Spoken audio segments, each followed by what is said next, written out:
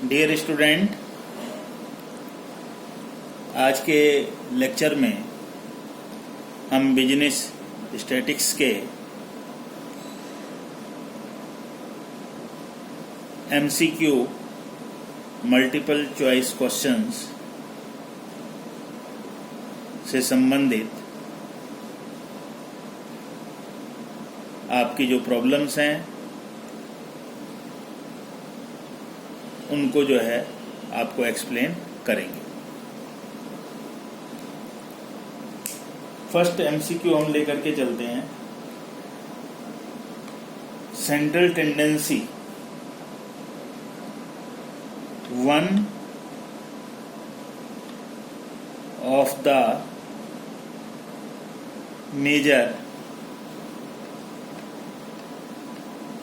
one of the major of central tendency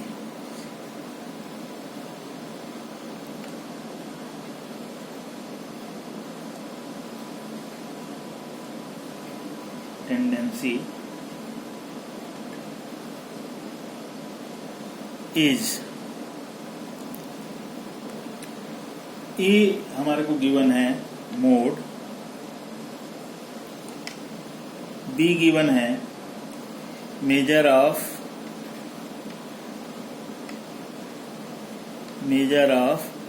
dispersion,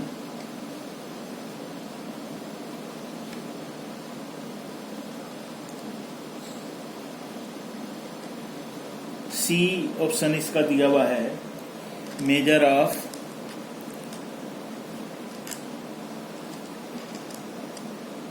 स्कीवनेस,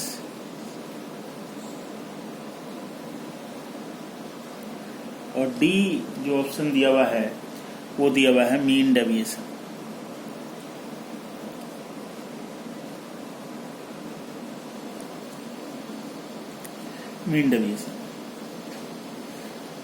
तो जब हम सेंट्रल टेंडेंसी की बात करते हैं, स्टैटिस्टिकल एवरेजेज की बात करते हैं, तो स्टैटिस्टिकल एवरेजेज में हम अर्थमेटिक मीन को, मीडियन को और इसके साथ साथ मोड को इसके अंतर्गत हम रखते हैं। Geometric mean, harmonic mean. तो यहाँ पर measure of dispersion, measure of skewness और मीन डेविएशन ये सेंट्रल टेंडेंसी के पार्ट नहीं है। यहाँ पर जो सही विकल्प है मोड है। यहाँ पर अगर मीन दिया हुआ होता, यहाँ पर यदि मीडियन दिया हुआ होता तो वो भी सही होता। तो मेजर ऑफ सेंट्रल टेंडेंसी के अंतर्गत हम मीन को लेकर के चलते हैं, मोड को लेकर के चलते हैं, मीडियन को लेकर के चलते हैं, और इसी तरह से ज्योमेट्रिक मीन और हार्मोनिक मीन को जो है इसके अंतर्गत हम लेकर के चलते हैं। तो इसका जो करेक्ट आंसर है वो करेक्ट चॉइस जो है, जो करेक्ट अल्टरनेटिव है वो मोड होगा। नेक्स्ट एमसीक्यू को हम लेकर के चलते हैं। नेक्स्ट एमसीक्यू के बारे में बात करते हैं। दो तरह के हमारे पास the average of position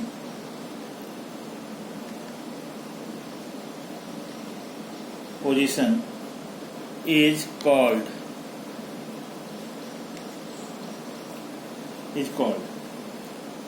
A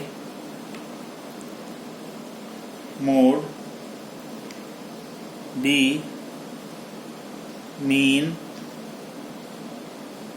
यानी कि अर्थमेटिक मीन, एक्स बार जिसको बोलते हैं, सी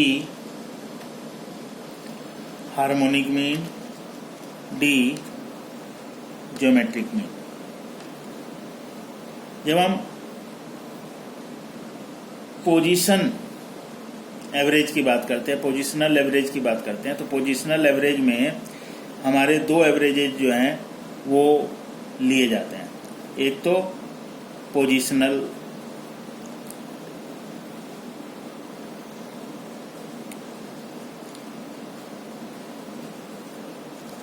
पोजीशनल एवरेज में हमारा आता है मोड एंड मीडियन। मोड और मीडियन को जो हम पोजिशनल एवरेजेज के रूप में जानते हैं, क्योंकि मीडियन क्या होता है? मीडियन वो वैल्यू होती है जो सीरीज के मिडिल में, situated in the middle of the series, तो ये इसकी पोजीशन को बताता है। और ऐसे ही मोड की पोजीशन को भी शो करता है, जहाँ पर डेंसिटी ऑफ फ्रीक्वेंसी ज़्यादा होगी, मैक्सिमम होगी, वहाँ उसकी पोजीशन होगी। तो ये जो दो एवरेजेज हैं जिनको कि हम मोड और मीडियन के नाम से जानते हैं, ये पोजिशनल एवरेज के अंतर्गत आते हैं। और बाकी के जो एवरेजेज हैं जिनको कि हम कैलकुलेट करते हैं, निकालते हैं, वो मैथमेटिकल एवरेज में आते हैं। मीन हो गया, हार्मोनिक मीन हो गया, ज्योमेट्रिक मीन हो गया, इनको जो हम रखेंगे वो हमारे को मैथमेटिकल एवरेज की पोजीशन में रखे जाएंगे। तो इसका जो आंसर है ये मोड है। यहाँ अगर मोड लिखा हुआ है, मीडियन लिखा हुआ है, तो मोड और मीडियन जो है वो पोजीशनल जो एवरेजेज हैं उसको शो करता है। ये इनकी पोजीशन को बताता है, इसलिए इसको पोजीशनल एवरेज के नाम से जाना जाता है। और बाकी के जितने भी एवरेजेज जो रह जाते हैं वो एवरेजेज अर्थमेटिकल एवरेज के अंतर्गत आते हैं, उनको हम अर्थमेटिकल एवरेज में रखते हैं। नेक्स्ट हम लेकर के चलते हैं for the average income of A CA, the appropriate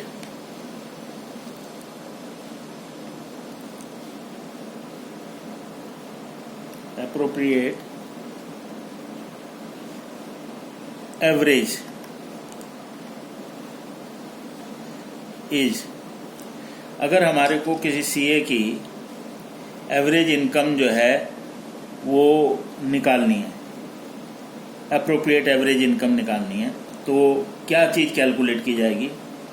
ए, हम कैलकुलेट करेंगे मोड, बी, हम कैलकुलेट करेंगे मीडियन, हम कैलकुलेट करेंगे मीन, हम कैलकुलेट करेंगे हार्मोनिक मीन। तो एवरेज इनकम, जब हमें एवरेज इनकम निकालनी होती है, एवरेज मार्क्स निकालने होते हैं, इन एवरेज को कैलकुलेट करने के लिए जो एप्रोप्रिएट एवरेज होता है दैट इज मीन, वो मीन होता है। CA की जो इनकम है वो पहले महीने में 1 लाख, दूसरे महीने में 2 लाख हो गई, फिर 1,50,000 हो गई, फिर उसके बाद 1 लाख हो गई, फिर उसके बाद 1,25,000 हो गई। तो हम क्या करेंगे, जितनी भी उसकी हर महीने की इनकम है उसको ऐड करके नंबर ऑफ मंथ से डिवाइड कर देंगे, तो हमारे को क्या मिल जाएगा? हमारे को मीन मिल जाएगा। तो एवरेज इनकम को कैलकुलेट करने के लिए हमारे को कैलकुलेट करना पड़ेगा मीन को। इसके लिए जो है हमारे को मीन कैलकुलेट करना है।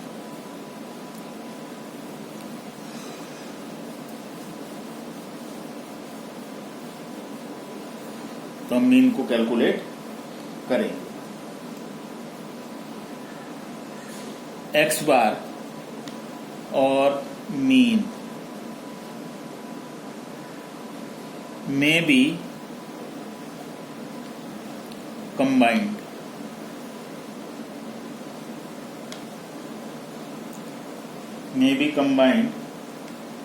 but not median,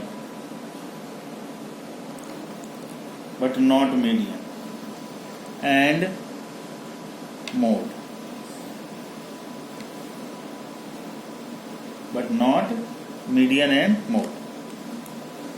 ये स्टेटमेंट जो है ये ट्रू है। बी, ये स्टेटमेंट फॉल्स है। सी ये स्टेटमेंट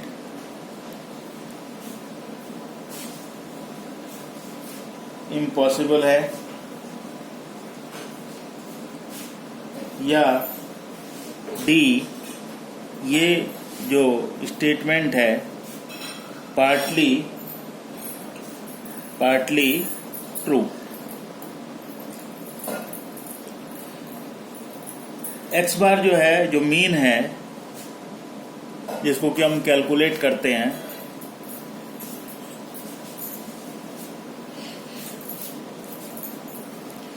एक्स बार और मीन में भी कंबाइंड, इसको हम कंबाइंड मीन के रूप में भी कैलकुलेट कर सकते हैं।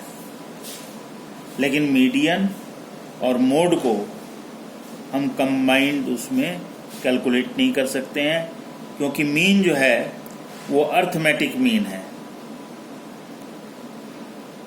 जिसमें कि मैथमेटिकल अप्रोच लगती है। इसीलिए इसको मैथमेटिकल एवरेज के नाम से भी जाना जाता है, जबकि मीडियन एंड मोड ये पोजिशनल एवरेजेज हैं। तो जो एवरेजेज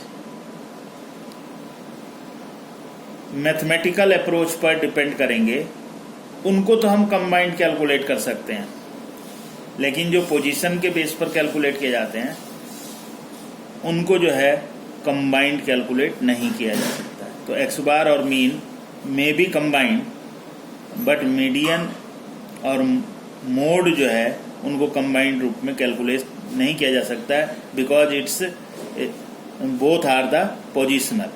तो ये जो स्टेटमेंट है, ये स्टेटमेंट ट्रू हो जाता है, सही हो जाता है, क्योंकि एक्स बार या अर्थमेटिक मीन इसको हम कैलकुलेट कर सकते हैं कंबाइंड, इसको हम कंबाइंड भी जो है कैलकुलेट कर सकते हैं। नेक्स्ट क्वेश्चन लेकर के चलते हैं। How many quartiles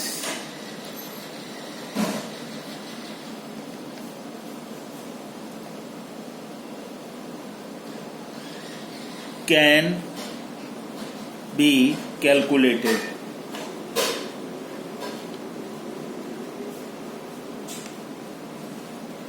Can be calculated in a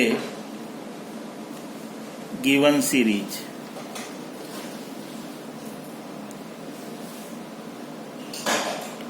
इसका ऑप्शन है A2, B3, C4, D, none of these. Quartiles का मतलब होता है चतुर्थक। किसी भी चीज को हम 4 हिस्सों में बांट देते हैं, उसका एक हिस्सा यदि हम निकालते हैं तो उसको Q1 कहा जाता है, और उसके 3 हिस्से की जो वैल्यू है उसको हम कैलकुलेट करते हैं तो वो Q3 कहलाता है। तो हमें जो क्वार्टाइल कैलकुलेट करते हैं वो Q1 के रूप में कैलकुलेट करते हैं और Q3 के रूप में कैलकुलेट करते हैं। और यदि हम किसी भी चीज़ के 2 पार्ट कर देते हैं, जो मिडिल में जो पोजिशनल हमने आपको बताया था, मीडियन जो है वो उसका मिडिल पार्ट होता है, पोजीशन कहलाती है। तो जब भी हम क्वार्टाइल्स की बात करते हैं तो क्वार्टाइल्स जो है हम 2 कैलकुलेट कर सकते हैं केवल, एक Q1 और एक Q3। तो 2 क्वार्टाइल्स जो हैं चतुर्थक 4, किसी भी चीज़ को 4 भागों में बांटना, Q3 एंड Q1। तो ये हम जो कैलकुलेट कर सकते हैं, ये 2 क्वार्टाइल्स जो हैं कैलकुलेट कर सकते हैं।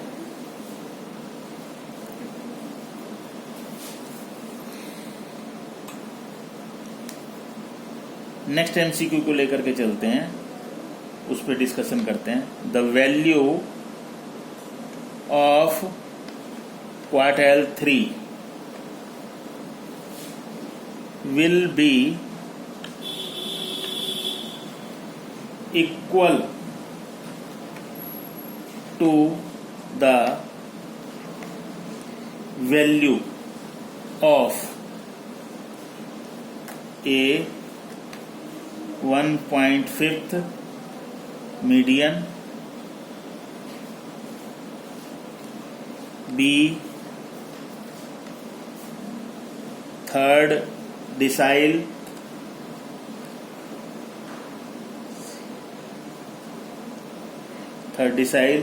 C 75th percentile,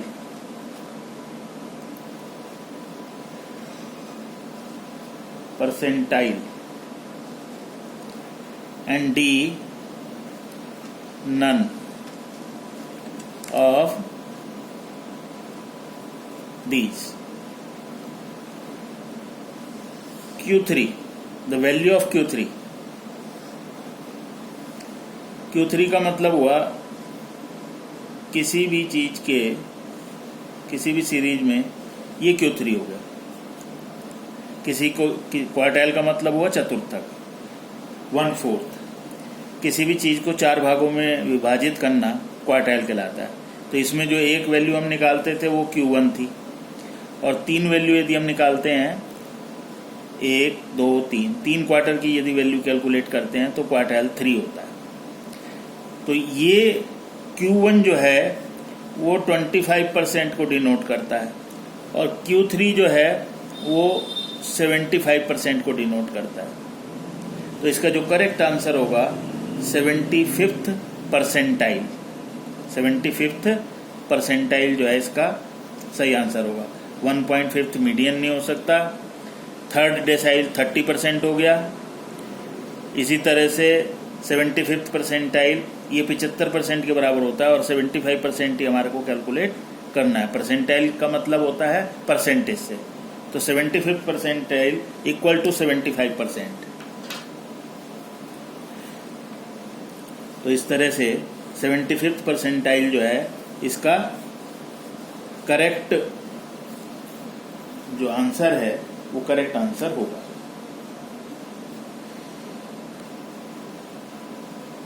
दी अर्थमेटिक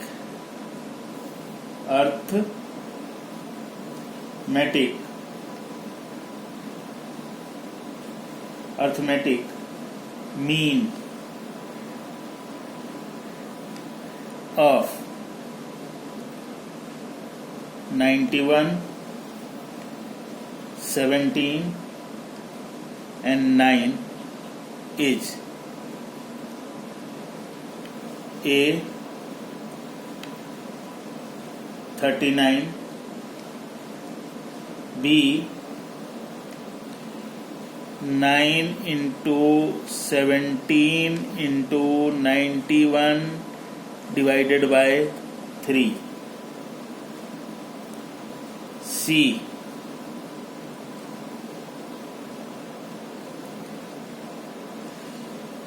91 plus 17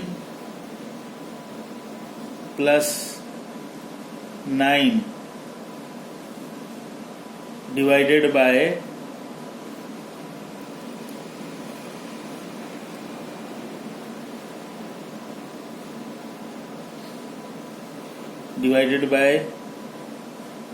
4,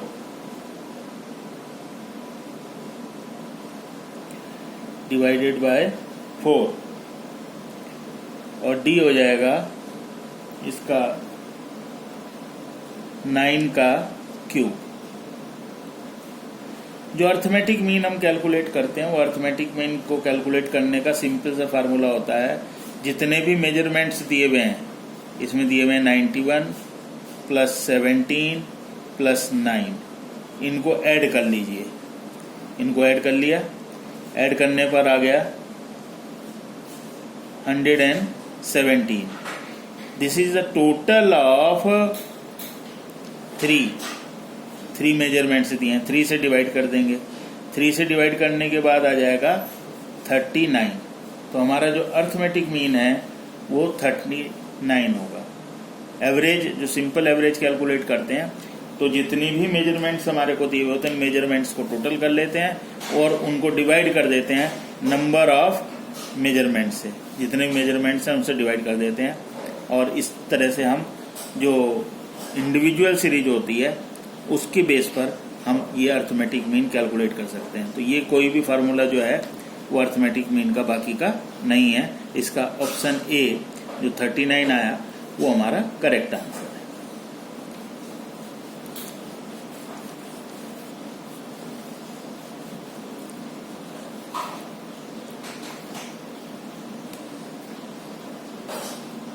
आगे बात करते हैं if the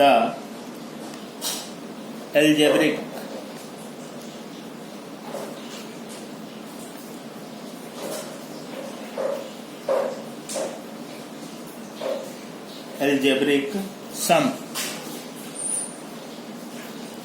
of deviations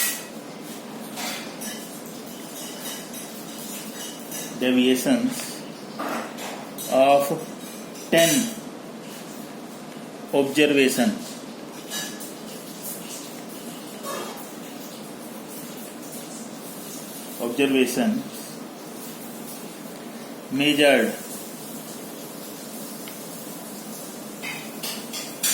measured from 15 is 7. Then the x bar of the observation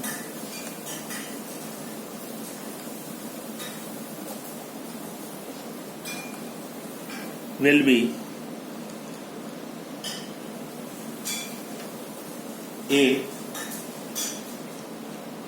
105, B 75, C 15.7 and D 157. If the algebraic sum of deviation of 10 observations, यानी कि इसका मतलब ये हुआ कि n हमारे को गिवन है 10 ऑब्जर्वेशन है, मेजर्ड फ्रॉम 15, एज्यूम्ड मीन हमारे पास है 15 से हमने मेजर किया है डेविएशन का, एल्जेब्रिक डेविएशन, और उनका टोटल जो दिया हुआ है सिग्मा dx दैट इज 7, ये हमारे को 7 दिया हुआ, मेजर्ड फ्रॉम 15 जो है हमारा एज्यूम्ड मीन हो गया, और इससे हमारे को जो कैलकुलेट करके आया है डेविएशन, उनका जो टोटल है सम लिखा हुआ है, sum total sigma dx is equal to 7, x bar is equal to होता है a plus minus sigma dx upon n। तो a हमने एज्यूम किया हुआ था 15 plus 7 upon 10 is equal to 15.7, that is your answer. ये आपका आंसर होगा।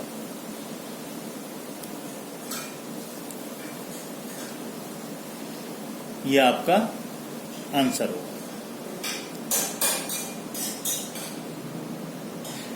तो इसका जो सही विकल्प है वो है 15.7। 15.7 जो है ये आपका करेक्ट आंसर होगा। तो ये बिल्कुल क्लियर हो गया होगा आपको।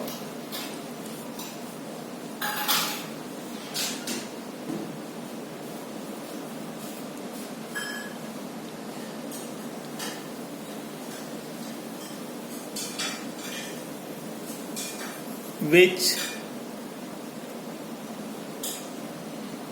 is the median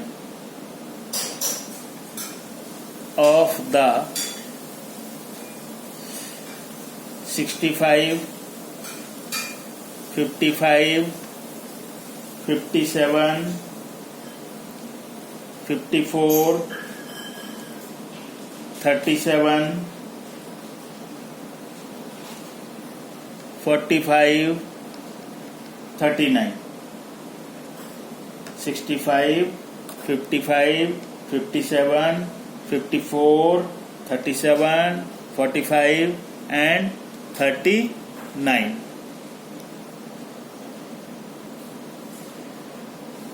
A given है हमारे को 45, बी गिवन है 54, सी गिवन है 55 और डी गिवन है 65, which is the median of the 65, 55, 57, 54, 37, 45, 39. तो मीडियन के लिए सबसे पहले हमारे को क्या करना पड़ेगा कि ये इंडिविजुअल सीरीज है, और इंडिविजुअल सीरीज में हम क्या करेंगे कि इसको सबसे पहले असेंडिंग ऑर्डर में लगा लेते हैं, यानी कि 39 सबसे छोटा आइटम हो गया, फिर 37 सबसे छोटा, फिर 39, फिर 45 के बाद 54 के बाद 55, then 57 and then 65. n is equal to कितने गिवन है 1 2 3 4 5 6 7.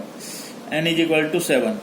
मीडियन का फार्मूला होता था n plus 1 divided by 2, तो ये हो गया आपका 7 plus 1 divided by 2, fourth item.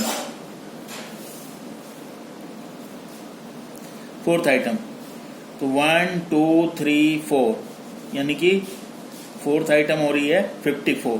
तो आपका जो आंसर है वो 54, जो करेक्ट चॉइस होगी वो बी 54 इज द करेक्ट। तो मीडियन की बात करी थी, अब आगे हम बात करते हैं नेक्स्ट एमसीक्यू के लिए। Next MCQ which is the mode of the, फिर हमारे को जो वैल्यू दी हुई हैं उनको हम लिख लेते हैं 39, 37,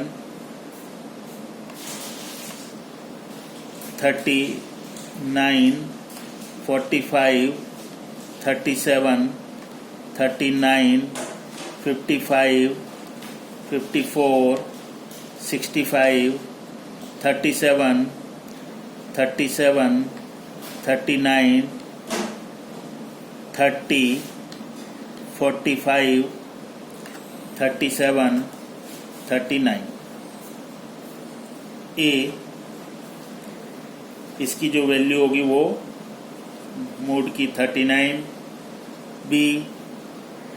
बी जो है वो हमारे को बताया हुआ है 37, सी जो वैल्यू बताई हुई है वो है 45 और डी नन ऑफ दीज, इनमें से कोई नहीं। अब देखते हैं ये चॉइस हमारे को गिवन है। मोड क्या होता है? जो हाईएस्ट टाइम जिसकी जो फ्रीक्वेंसी है वो मैक्सिमम। अब हम देखते हैं 39, 1 2 3 4 एंड 5। 39 जो है ये जो है 5 टाइम्स आया है। फिर 37 को देख लेते हैं 1 2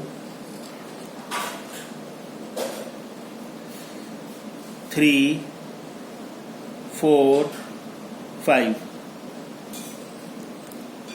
37 भी 5 टाइम्स हो गया। और अब 45 जो है वो 1 2 टाइम्स हो गया। तो अब आप देखें अगर ये 39 6 टाइम हो जाता है या 37 6 टाइम हो जाता तो मोड जो है या तो 39 या 36 होता, लेकिन ये दोनों बराबर आ गए हैं। तो जेड जो मोड है हमारा वो 39 भी है और 36 भी है।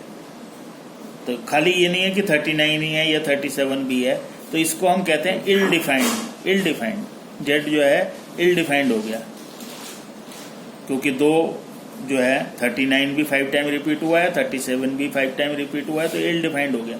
जिसका मतलब नन ऑफ दीज, इनमें से कोई भी जो है वो मोड नहीं है, because of ill defined of mode. जो मोड है उसको हम कैलकुलेट नहीं करते हैं, और यदि हम कैलकुलेट करते हैं, मोड की बात करते हैं, तो मोड दोनों है 39 एंड 37, और ऐसा कोई विकल्प जो है 37 एंड 39 नहीं दिया हुआ। अगर 37 और 39 इकट्ठा दिया हुआ होता तो वो फिर हमारा करेक्ट हो जाता, लेकिन फिलहाल इसमें 39 भी नहीं बैठ रहा है, 37 भी नहीं बैठ रहा है, और 45 2 टाइम्स रिपीट हुआ है, तो इसलिए जो हमारा करेक्ट आंसर है वो है none of these. None of these.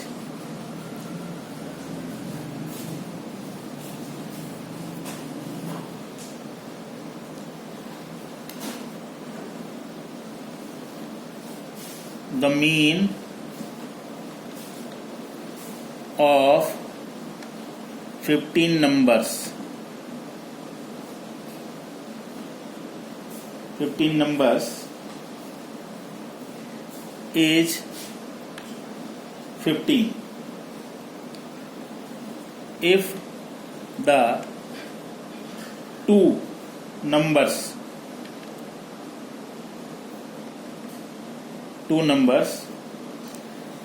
18 and 12 are excluded,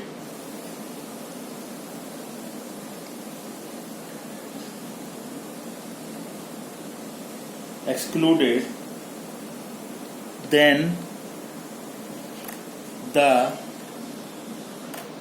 mean of remaining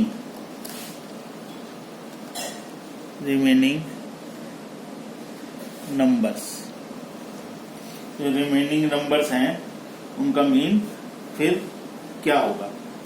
कह रहे मीन ऑफ 15 नंबर्स इज 15, यानी कि हमारे को ये इसके जो पहले अल्टरनेट लिख देते हैं, A 10, B 12, C 15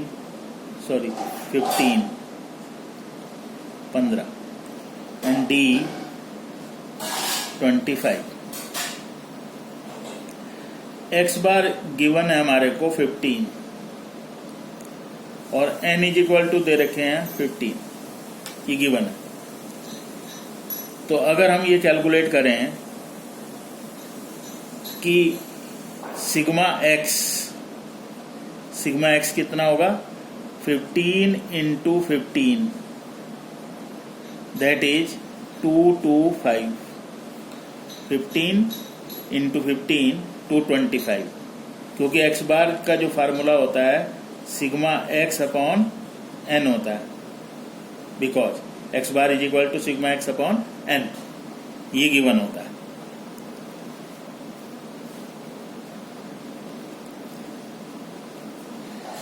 तो देखें कि यहां पर वो कह रहे हैं कि दो आइटम को एक्सक्लूड कर देते हैं, एक 18 and 12, total of 2 items, 18 plus 12 is equal to 30। Total जो है हमने इसका कर लिया है, तो वो कितना आ गया है, 30 आ गया है।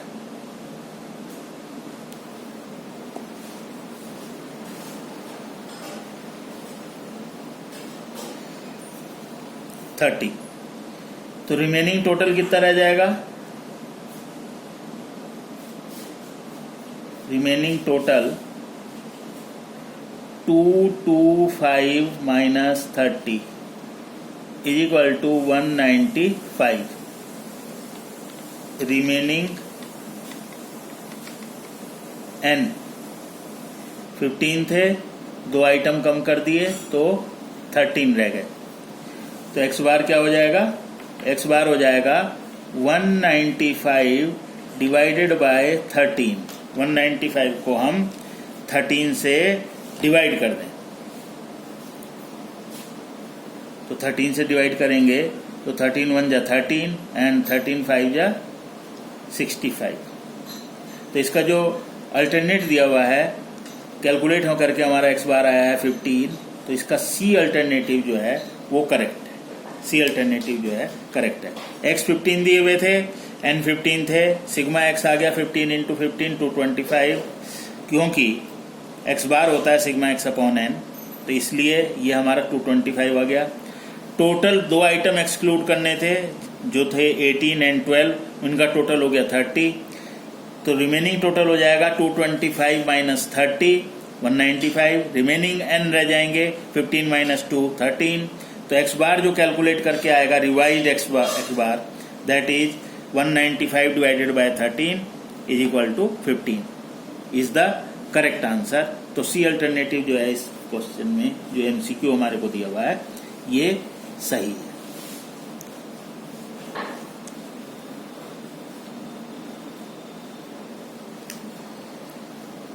Algebraic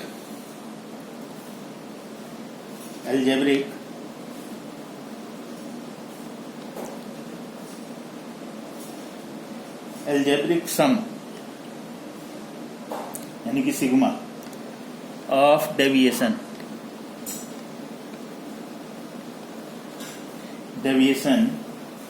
from their mean is, यानी कि हमारे से पूछा गया है सिग्मा डी जो है, जो डेविएशन हम ले रहे हैं sigma D from their mean, D X जो हमारा आ रहा है फ्रॉम दियर मीन, वो क्या होगा? Sigma algebraic sum of deviation from their mean. ए इन्होंने बोला है नेगेटिव होगा, कुछ भी हो लेकिन नेगेटिव होगा। बी कह रहे हैं कि पॉजिटिव होगा।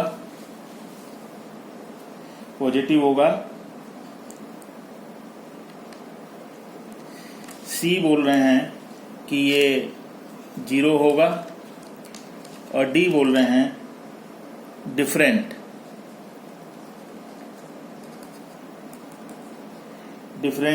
For each case. हमने बताया था कि जब आप डेविएशन लेते हैं और वो उनको एक्चुअल मीन से लेते हैं, तो एक्चुअल मीन से जब हम डेविएशन लेते हैं तो डेविएशन का जो टोटल होता है जिसको कि हम dx कहते हैं वो मस्ट बी 0, वो 0 होना चाहिए जब हम उनको मीन से कैलकुलेट करते हैं। जब हम मीन से कैलकुलेट करते हैं तो वो कितना होना चाहिए? 0 होना चाहिए। तो इसका ये जो विकल्प है 0 वाला वो करेक्ट जो आंसर है वो करेक्ट आंसर होगा 0।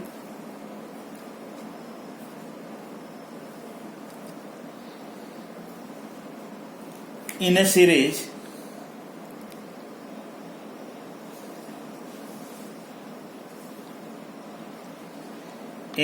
series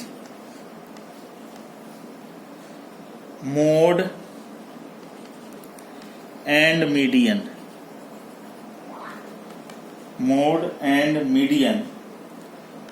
are respectively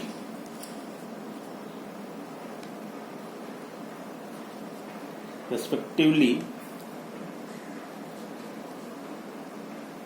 13 and 11. The value of mean यानी कि x bar will be A 10, B 11, C 12 and D 30। यानी कि एक जो सीरीज है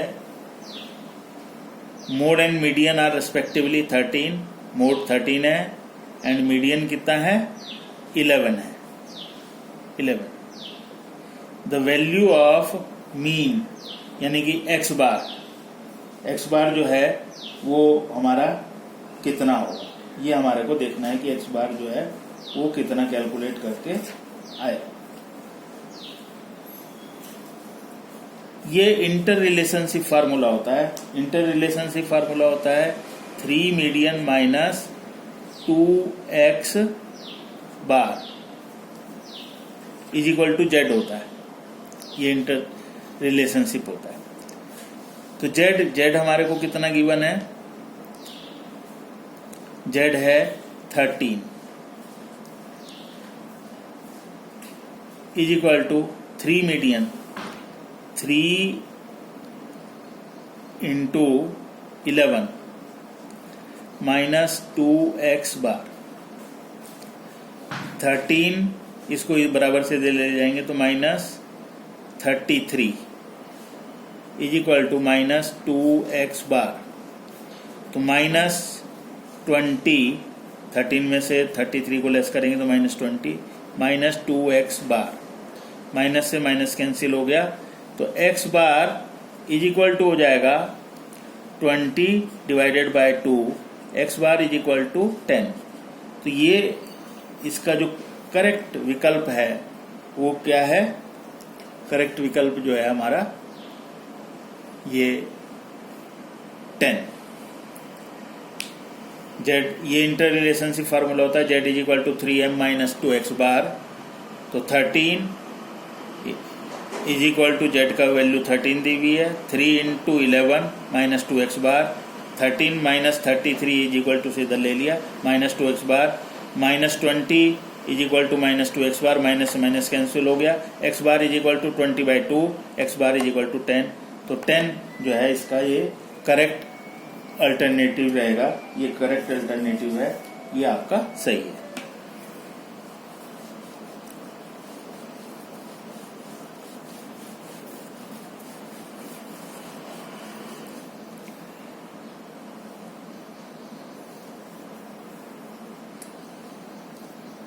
In a series,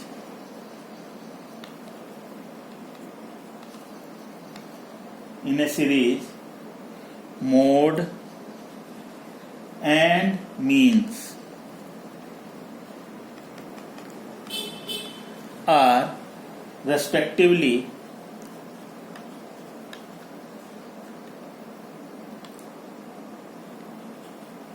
respectively 13 and 10. The value of median will be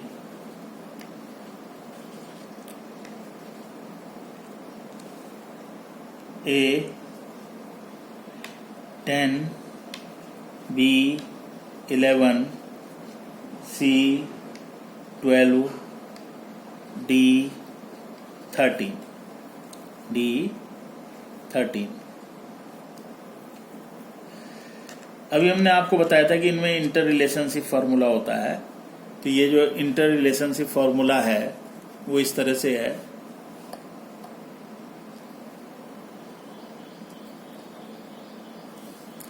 In a series, mode and mean are respectively 13 and 10. The value of median will be, Z का formula होता है 3m minus 2x बार। अब Z हमारे को 13 दिया हुआ है, is equal to median calculate करना है माइनस 2x बार। x बार है 10, 2 इंटू 10। तो 13 माइनस ये इधर माइनस है तो ये हो जाएगा plus 20 is equal to 3m। बराबर से इधर ले आएंगे तो ये माइनस जो है माइनस के 20 प्लस में हो जाएंगे। तो 33 is equal to 3m। Median is equal to हो जाएगा 33 divided by 3। Median is equal to आ जाएगा 11। और 11 के लिए आपके पास ऑप्शन है बी। तो your option is B. Option जो है that is your correct option, वो आपका करेक्ट ऑप्शन होगा।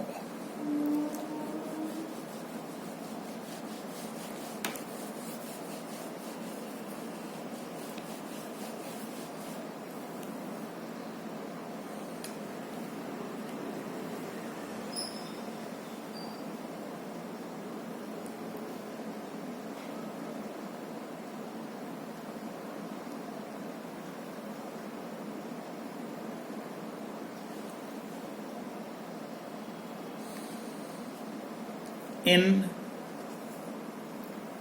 a series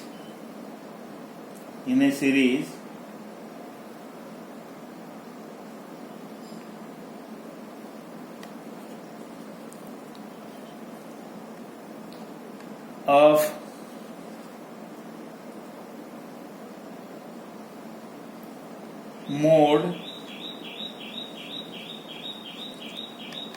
mode is 10 and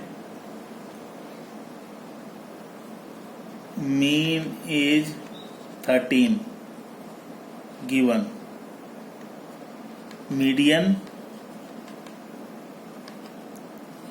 median को आपको कैलकुलेट करना है. मीडियन क्या होगा? What will be the median? A median होगा 14, बी 10, सी 12, डी 8. मीडियन क्या होगा? जेड का फार्मूला होता है इंटर रिलेशनशिप में 3 मीडियन माइनस 2x बार. तो Z mode is given Z 10, median calculate करना है 3m माइनस 2x बार. x बार गिवन 2 इंटू 13 x बार. तो 10 इज इक्वल टू, इसको बराबर से इधर ले आएंगे तो 10 प्लस 13 टू द 26 माइनस ये माइनस से इधर ले आएंगे बराबर से इधर तो प्लस में हो जाएगा इज इक्वल टू 3 मीडियन. तो ये हो जाएगा 36, इसका टोटल 36 हो गया और इज इक्वल टू 3m और मीडियन इज इक्वल टू हो जाएगा 36 divided by 3 is equal to 12.